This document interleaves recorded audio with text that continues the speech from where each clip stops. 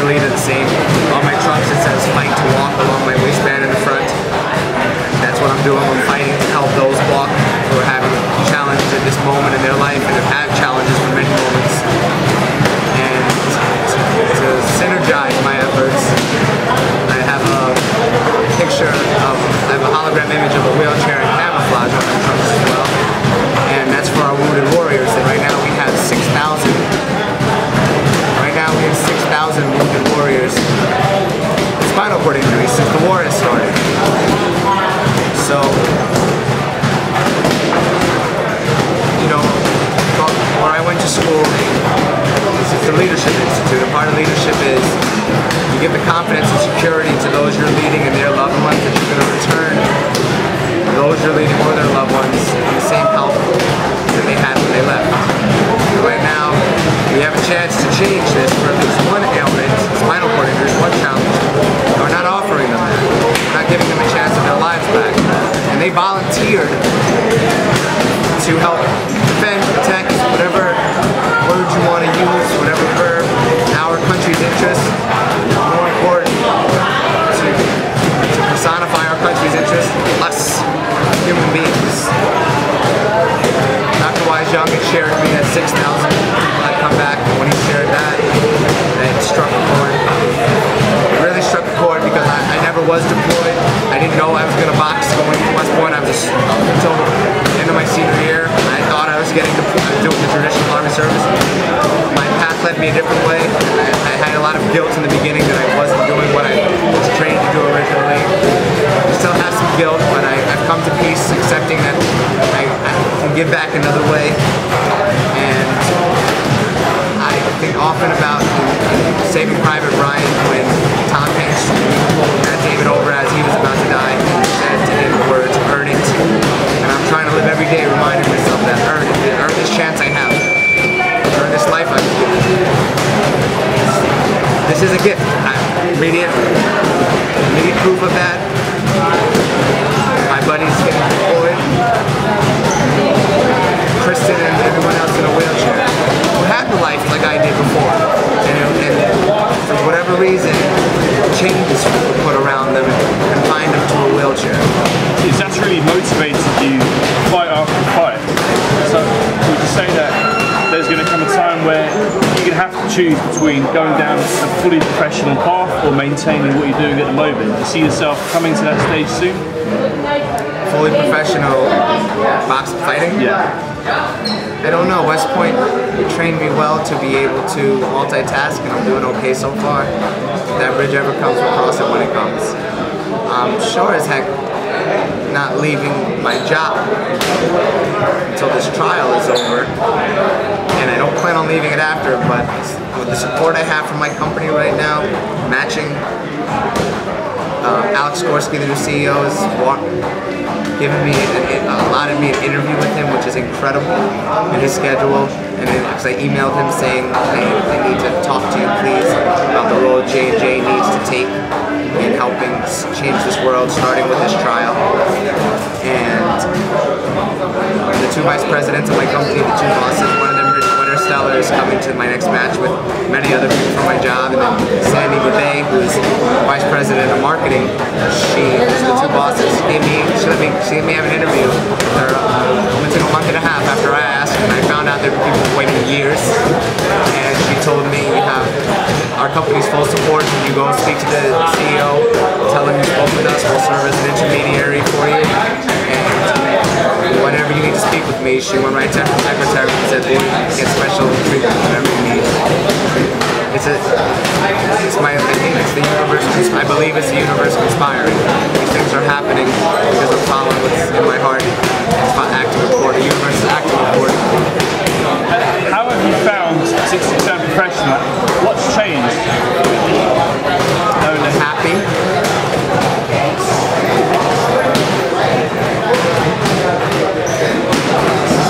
I need more people to give. I get a lot of claps. It's a great job what you're doing. Honestly, at this point, I couldn't give two shits about those donating. That's how you tell me you're happy. Thank you. Right now, in May, Dr. Wise Young's coming back from the data in China to bring to the FDA so we can get approval here to do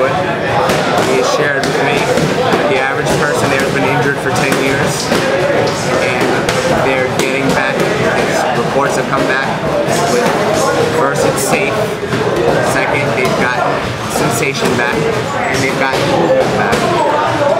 And it's not a quick fix problem. It's over rehabilitation. It gets through, the nerves grow at best at 1 millimeter per day. So wherever you injured yourself, they have to grow all the way down. Growing all the way down. As they grow, hopefully they'll connect to reinnervate whatever they are attached to send the signal to the muscles so you can get that back. So it's not a quick fix. It takes time, but it's starting. So it's starting. And right now, the fact that it's working, and Dr. Young told me he has to put the results into the FDA to do something called an IND study approved, so we can start it here. And I asked him, in May, the day you get it approved, if you had the funds for it the next day, would you be able to start? And he said yes. And we don't have the funds, so he's not starting. So the 6,000 soldiers are staying in those chairs. Everybody else, 10,000 Americans a year, staying in their chairs.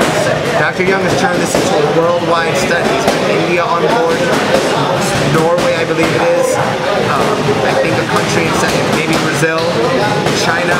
They're talking to Korea now, so they can mirror the study all over to get our gold standard. And this is it for our cure, and a cure being giving an independent life to people in chairs. So they're not, I need people to give to really make me happy. I don't know why they're not giving. It's $1. If everyone in New York City gave $1, we'd have our cure for spinal cord injuries. Look at it that way, $1. Mayor Bloomberg gave $100 million to stem cell research last year. Thank you. But stem cell research is a very broad scope. There aren't any clinical trials going on right now in our own country using any type of stem cells. We actually have one, and to start we need 2 million. I would pray to God can you hear this somehow and give 2 million to this.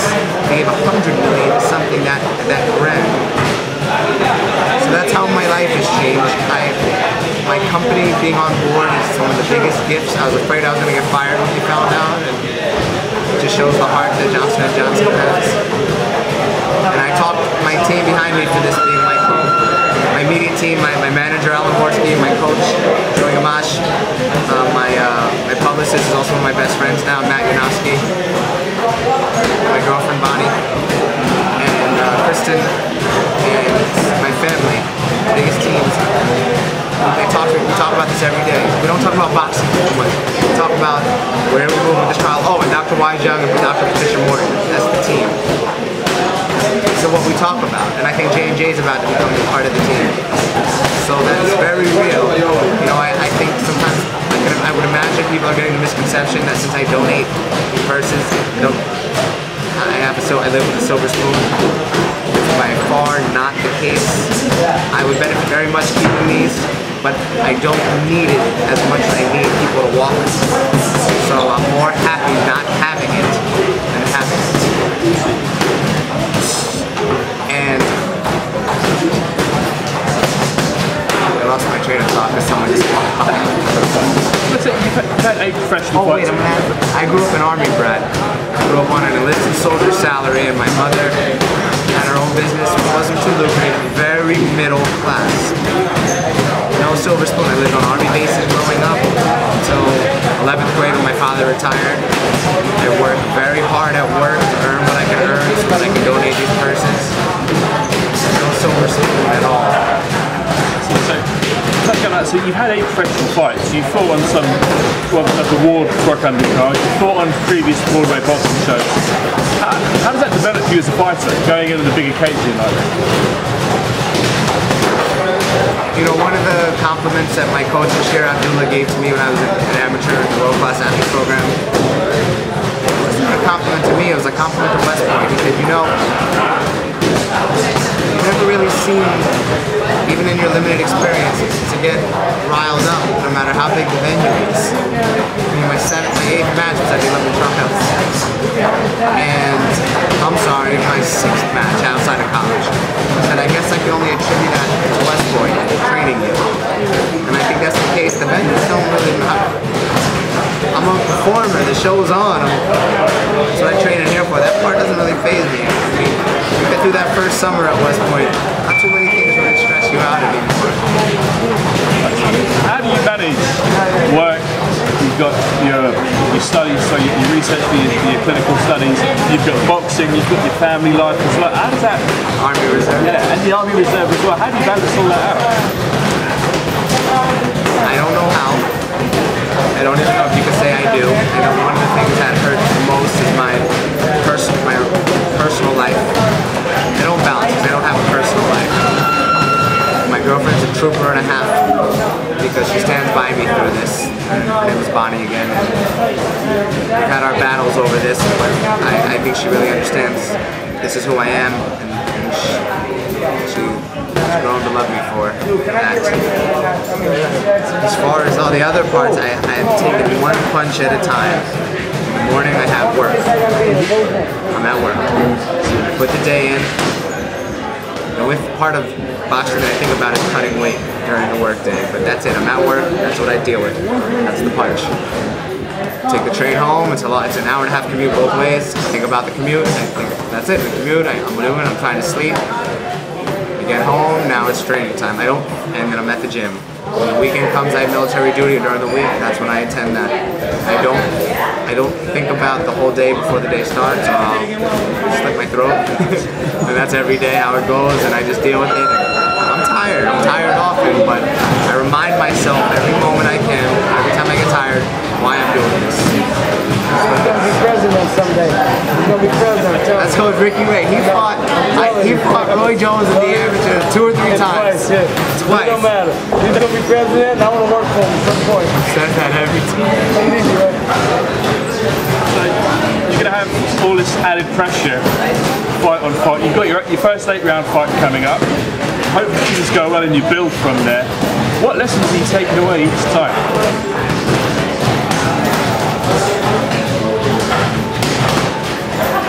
Learning about trying to pace myself as a professional. Get off that amateur pace. And it's tough even because with 6 rounds you can almost fight at an amateur pace if you get in good enough shape.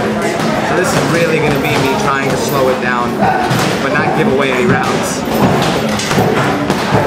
How to be more of a professional, how to pick my shots, head movement, utilize that jab more.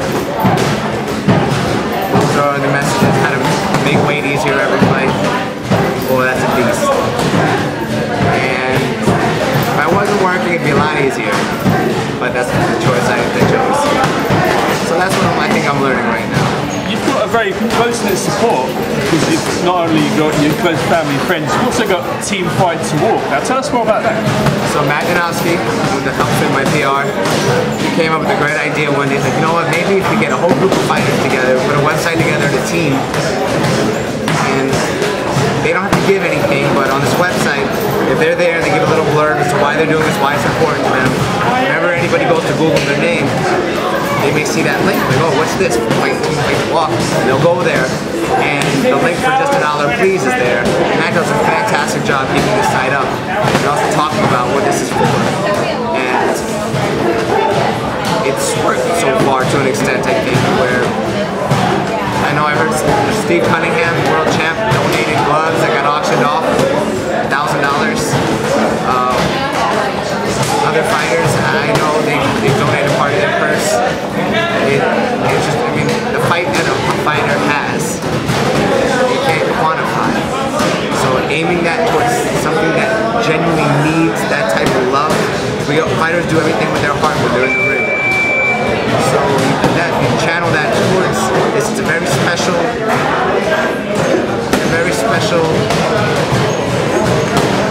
microcosm, our Team Fight to Walk, that we're trying to, of energy that we're trying to apply at a macro level. And also, you touched on Dimitri Salita earlier on. He's also become very observant of you. He's been watching your fights. He said some very good things, how you're developing into more and more of a complete fighter. How does that make you feel? First, I don't even know when he's watching the fights because I don't ever see him at the venue. But he gives me feedback after every time, and he's real as heck, and I love it. And he's a fellow Jewish boxer. I wear Star David on my trunks. It's secondary for my religion, first for my grandparents who are Holocaust survivors from Poland. And so it's very special to me. And hearing from Dimitri, he's going to tell me how it is. He cares about me as a person, so there's no hidden agenda for why he may want me to do well or not, or be real and honest with me. I looked up to him when I was boxing as an amateur, so I didn't. He was making the sting more than so than Yuri Foreman in the public eye. And now, I mean, I get giddy whenever I see him. So it's incredible, and I've lost contact with him a lot. As I said, my personal life has just diminished almost nothing. And I'm sorry, Dimitri, but I think about him all the time. And going forward, do you feel that you're gonna bring him back in, possibly close to the circle, to develop you as a fighter, or are you happy with the way things are going? No. I can. He can come in. Well, my coach develops me as a fighter, but I have certain people that I look to, that I trust, not to develop me as a fighter, but to maybe point out certain things, maybe go work on, food for thought. Yeah, Dimitri 100% for that. And then also, I don't know, I would imagine if I keep doing well, I would get more attention. I think I do pretty well handling it, but I know he was given a lot of attention off the bat. He was fortunate enough to get to meet George Bush at the time when he started boxing. I want to meet the president, so I could tell him I need to help cure spinal cord injuries. That's the only reason I want to meet him. And I'm going to let him know, I'm going to shake his hand so he doesn't forget meeting me hard. So to me, I feel like a love for Dimitri where it's timeless, no matter how much time may pass when I see him, it's his family. And that's wholehearted. I'm not saying that because you're talking to me, it's going to be seen. It sounds like you've got a wide support and everyone's helping you in your vision to possibly go further in boxing. Do you envision yourself competing for national titles, the NABF, or possibly world titles later on in the years to come? Well, it's kind of like with my work, my daily life, my daily schedule. It's so far out. If I think about that, then I'm like, wow, then that must mean, I don't know, at best, if I'm lucky, maybe 8 more fights. 8 more fights, maybe 8 more camps while I'm trying to work, and I'll go crazy. I can't think about all that. That's too much. How am I going to get through that? How am I going to do this? Every day is hard enough. How am I going to do that for? So, right here, this is the focus, this next one, and from there. Sounds perfect. Are there any closing words that you'd like to say? Yeah. Go to justadollarplease.org. Go there if you're watching this. Don't just say, wow, that's a nice thing what this guy's doing. Wow, that's great. Wow, he's some swell chap. Take your butt to that website. It's real quick. Go to the link. Check. See me, give me the dollar, credit card, debit card, whatever you got. Give $1 and tell one person, put the heat on them to give them, so they can give $1 or have them watch this. 4 funky ass quarters. Give it. That's my message. Thank you, bud.